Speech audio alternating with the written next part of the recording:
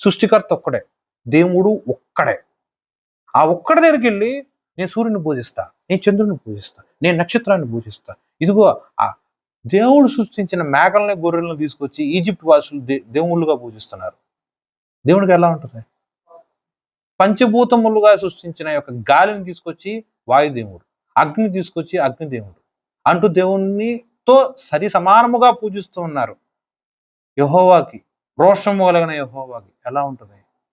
కేవలం నోటి మాటతో సృజించి ఉన్నాడు. అవన్నీ ప్రకృతిలో ఉన్న సమస్తము, భూమిలో ఉన్న సమస్త పరిపూర్ణతయు యెహోవా యొక్క వాక్కు ద్వారా నిర్మించబడి ఉన్నవి. అలాంటివి ఆయనకి చెందవలసిన ఘనత మనుషులు ఆయనకి ఇవ్వకుండా నచ్చిన ఆకారం తీసుకొచ్చి చేసుకొని, నువ్వే నా దేవుడివి, నువ్వే నా తండ్రివి, నువ్వే నా తల్లివి, నువ్వు తప్ప నాకు ఏం లేదని చెప్పి సాష్టాంగపడి వాళ్ళకి పూజిస్తూ ఉంటే నిజదేవుడుగా ఉన్న యెహోవాకి రోషము రగులుకుంటూ ఉంది.